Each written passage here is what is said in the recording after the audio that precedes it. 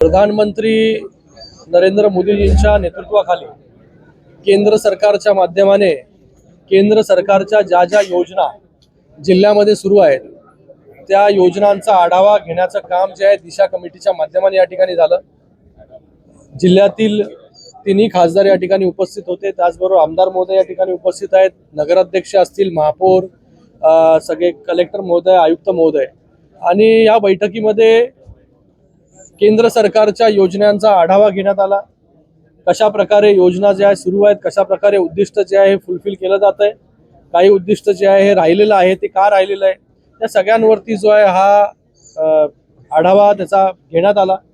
याच्यामध्ये शाळांची परिस्थिती काय आहे, कशा प्रकारे शाळा ज्या आहेत येणाऱ्या काळामध्ये आपण स्मार्ट स्कूल्स करू शकतो, या ठाणे जिल्ह्यामधील सर्व शाळा ज्या आहेत त्या कशा आदर्श होतील याच्यासाठी देखील एक आढावा 100 कोटीचा DPR जो आहे 100 कोटीचा बनवण्यासाठी सूचना ज्या आहेत या ठिकाणी दिलेल्या आहेत।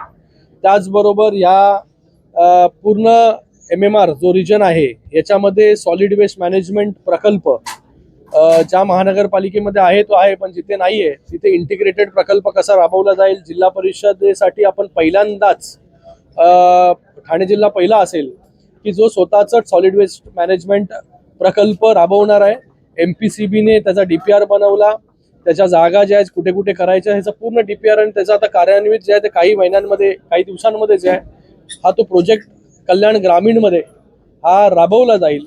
आणि त्याच आधारावरती ठाणे ग्रामीण भागामध्ये जिथे जिथे आता महानगरपालिका नाही आहे तिथे देखील अशाच प्रकारे डिसेंट्रलाइज्ड पद्धतीने सॉलिड वेस्ट मॅनेजमेंट प्रोजेक्ट जे आहे ते आम्ही राबवू।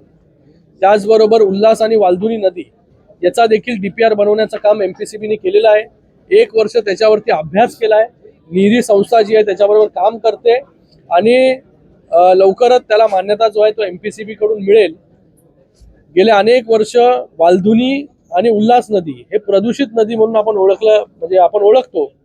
सगळं एफ्युलेंट असेल, सिवेज असेल, या सगळ्या गोष्टी ज्या त्या नद्यांमध्ये जातं।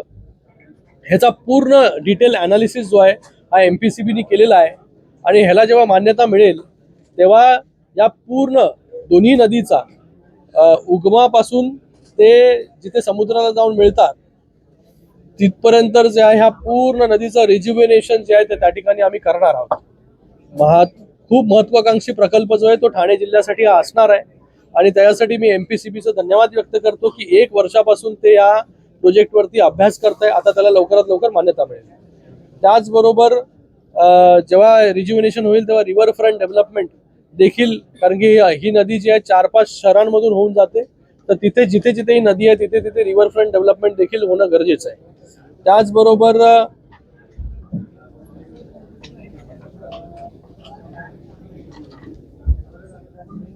MSRDCचा एक इकडे विषय झाला नॅशनल हायवेचा, त्याच्यावरती डिटेल बाबा गेल्या वेळेस देखील शिंदे साहेबांनी सूचना केल्या होत्या DPDC मध्ये की याचं थर्ड पार्टी ऑडिट करा आणि त्याच्यावरती तो जो रिपोर्ट असेल तो रिपोर्ट जो आहे तो लवकरात लवकर त्या ठिकाणी द्या। पुन्हा सूचना ज्या आहेत त्या आम्ही या ठिकाणी केलेल्या आहेत।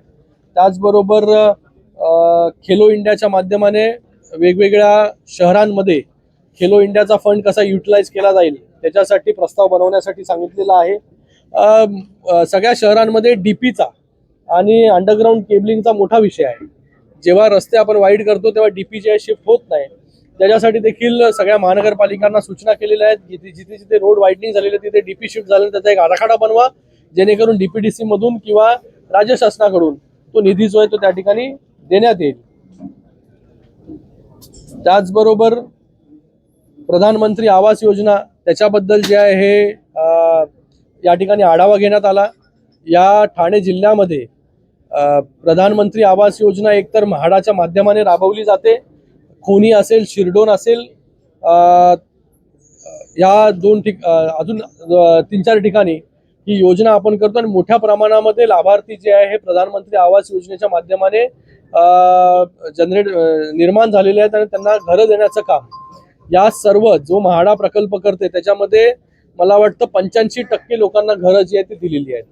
भविष्यामध्ये उल्हासनगरमध्ये प्रधानमंत्री आवास योजना होते, त्याचबरोबर ग्रामीण प्रधानमंत्री आवास योजना देखील झालेली आहे।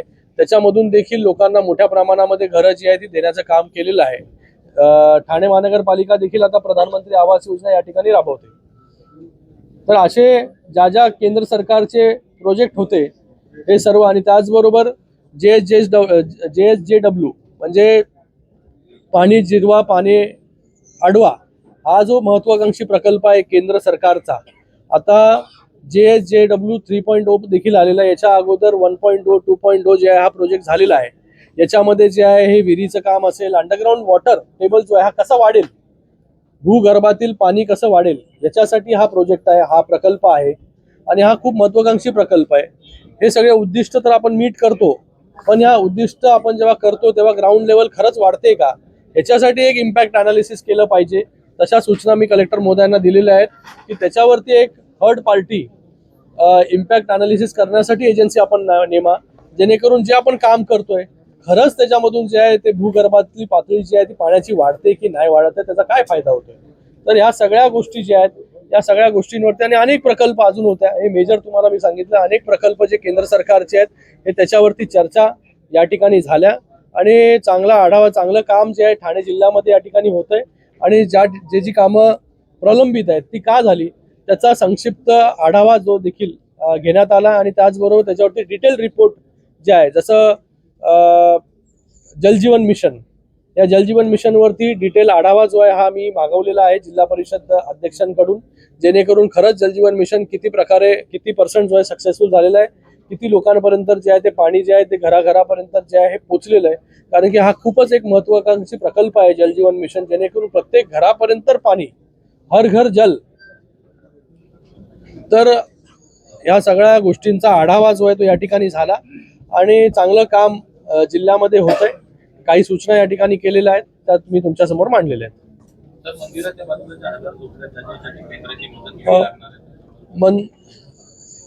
जे शिवमंदिरचं काम सुरू आहे, 1000 वर्ष जुनं शिवमंदिर आहे अंबरनाथमध्ये, त्याच्या आजूबाजूचा प्रकल्पाचं काम ऑलरेडी सुरू आहे तिथे 7-8 एकरमध्ये.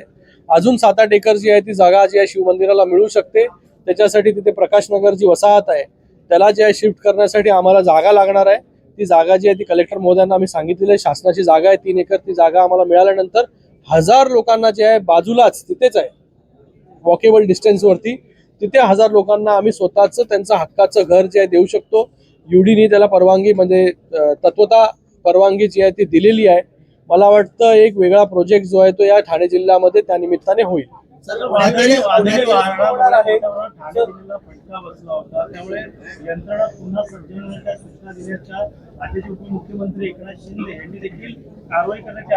नक्की शिंदे साहेब स्वतःच त्या दिवशी जे आहे हे फील्डवरती होते आणि जे काही इन्स्ट्रक्शन्स जे आहेत हे दिलेले आहेत आणि त्या इन्स्ट्रक्शनचा जो आहे फॉलोअप जिल्हा लेवलवरती जी काही यंत्रणा आहे ती करते.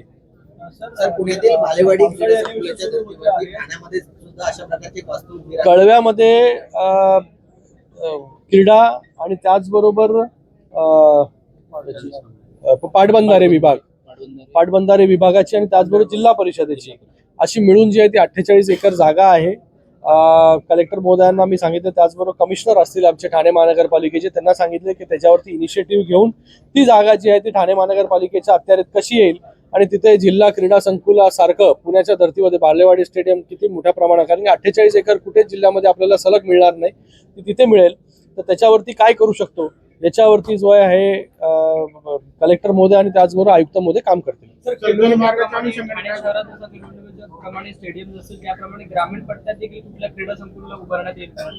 ग्रामीण भागामध्ये देखील इन्स्ट्रक्शन दिलेले आहेत. खेलो इंडियाच्या माध्यमाने जिथे जिथे जागेची अवेलेबिलिटी आहे तिथे जे आहे, अंबरनाथमध्ये ऑलरेडी आम्ही करतोय, त्याचबरोबर कल्याण डोंबिवलीमध्ये आमचं स्टेडियमचं काम जे आहे ते चालू आहे. पण खेलो इंडियाच्या माध्यमाने काय करू शकतो याच्या सूचना देखील दिलेल्या आहेत.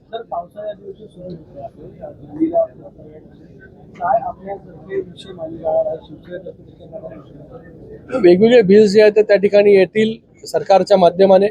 आणि त्याचबरोबर मला वाटतं सगळे खासदार आपापल्या मतदारसंघातले असतील किंवा महाराष्ट्राचे विषय जे आहे हे वेळोवेळी अगोदर देखील त्यांनी मांडलेले आहेत. भविष्यात देखील रेल्वेचे विषय असतील, आपले कम्युटेशनचे विषय आहेत, या सगळ्या गोष्टी, आरोग्याचे विषय असतील, हे सगळे विषय जे आहेत ते वारंवार शिवसेनेचे सर्व सदस्य जे आहे हे मांडत असतात. आपल्याला माहिती आहे की शिवसेना जी आहे ही सर्वात पुढे, जर आपण डेटा जरी काढला संसदेचं कामकाजामध्ये, तर शिवसेना जी पक्ष आहे, शिवसेना पक्ष जो आहे हा सर्वात पुढे अग्रेसर असणारा पक्ष आहे. आणि आता शिवसेनेची ताकद अगोदर 7 खासदार होतो, आता 6, आता 13 झालेलो आहे. तर अजून ताकद जी आहे, अजून तुम्हाला परफॉर्मन्स चांगला जो आहे तो त्या ठिकाणी बघायला मिळेल. रेल्वेमध्ये प्रवास हा असुरक्षित झालेला आहे. असं चर्चा आहे की आता शिवसेनेच्या वाटेला कॅबिनेट मंत्रीपद आणि अजून एक राज्यमंत्रीपद येणार आहे. तुम्हाला जास्त उत्सुकता आहे आमच्यापेक्षा. चर्चेत हा, तुम्हीच करताच ही चर्चा. सर, रेल्वेचा प्रवास हा असुरक्षित झालेला आहे.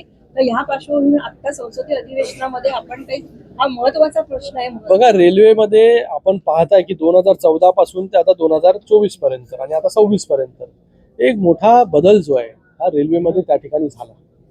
रेल्वेच्या सुविधा ज्या आहे वाढवण्याचं काम त्या ठिकाणी झालं. अतिरिक्त रेल्वे सर्व्हिसेस वाढल्या, लोकल्स वाढल्या, 5वी 6वी लाईन झालं, 3rd 4th लाईन आता या ठिकाणी सुरू आहे. आणि त्याचबरोबर स्पीड देखील वाढलेला आहे. नवी रेक्स आले, वंदे भारत सारखी ट्रेन्स जे आहेत त्या सुरू झाल्या. तर रेल्वेमध्ये जेवढ्या सुविधा देण्याचं काम जे आहे गेल्या 10 वर्षांमध्ये केंद्र सरकारच्या माध्यमाने झालं, त्याच्या अगोदर कधीच जे आहे झालेलं नाही.